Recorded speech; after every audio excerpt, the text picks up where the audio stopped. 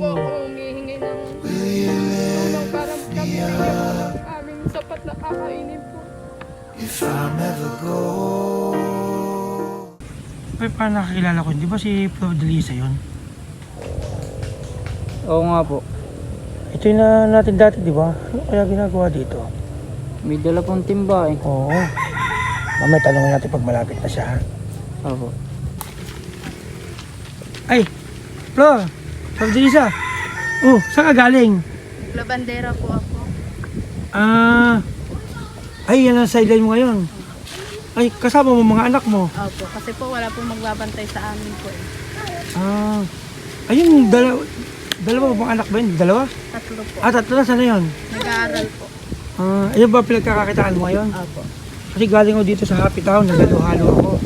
Ay, nakita kita ang day ko palapit. Nagpapalala ko to eh. Oh, kamusta na? Ito po, labandera po ako para may makaano po kami pamilya. Hapon na. Ayun ang ano mo ngayon. Sumasapat naman sa ano. Ano lang po ng pambili namin bigas, tapos pambaon-baon po ng mga bata. Ilan nag-aaral mong anak? 4 po. Talagang sakripisyo mo sa apat na nag-aaral, 2 binabantayan. Sumasapat naman kita ng mission mo sa pang-araw-araw. Ano lang po talaga pangkain lang po namin. Basta tuloy lang ang tuloy lang ang buhay natin habang ngayon, nakikitiwala sa atin maglaba.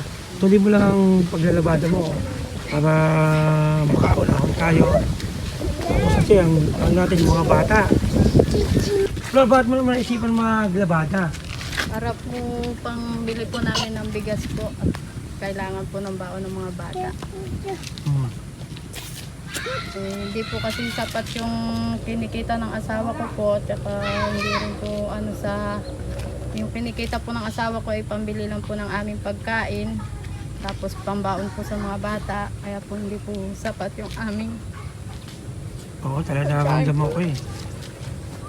Kaya po ako humihingi ng tulong para kami bigyan po ng aming sapat na kakainin po. Mali, magkano kita mo sa paglalabada mo? Ano lang po, minsan 300 lang po. Hindi talaga sapat yung Flo. Pero tanda mo, habang tayo buhay may pag-asa, may awa ang Diyos, ha? Lagi mo tatandaan yan. At itataguyod lagi mga anak mo, maging inspirasyon mo para tayo makaahon sa hirap, maging sipagin tayo sa ating mga pangarap sa buhay. Mga anak mo, inspirasyon mo. Kasi madami sila, nag-aaral ng 3, ay 4, alagain mo ang 2. Pero buti mabait yung ako mo, no? Pinapayagan ka, no? Po. Pinapayagan naman po.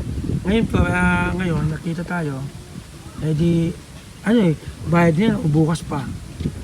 Ano po, pag natapos po, bayad po. Ay, ibig sabihin, wala pa talaga, no? Ngayon, bibigyan muna kita ng ng konting tulong sa, paano kasi masakit sa isang ina, na makita ang ina at yung mga bata pa, kinakapos, lalo sa pagkain. Kasi ramdam ko yan eh. Ngayon, yung mister mo sa mga nagtatrabaho, Naghahanap po ngayon po, nag-iikot po. basta lagi mong tatanong, magtutulungan kayo lagi, ha? Sige, ito. Tanggapin mo muna to, ha? Ang 1,000 piso, pambili mo ng pagkain. Kasi sa totoo, napadaan lang talaga ako. Dahil nagaluhal ako dito sa Happy Town. Sa pinsan ko, ha? Ay, tutulong ko sa ito, pambili ng pagkain. Mag-iina, ha? Sige, ganun lang. Basta, tuloy mo lang ang pag-albo. Kung may chance ka pang makakuha ng ibang trabaho, tuloy mo lang, grab lang ng grab. Walang araw, makakaahon kayo sa hirap. Ha? Kasi nakita ko masipag ka eh. Hindi kayo tamad-tamad na asawa eh, ha? Basta laging tatandaan, ha? Inspirasyon mga anak mo, mga estudyante mo, tuloy lang ang buhay. Habang buhay, may pag-asa at laging tatanong mo, laging may awa ang Diyos. Pagtulong nyo, manalangin kayo. Balang araw, makikita mo makakaawa ka sa kanyang mga sitwasyon sa kanyang hirap, ha? Ayun tatandaan. Ito, ha? Sabi, ha? Okay, ingat kayo.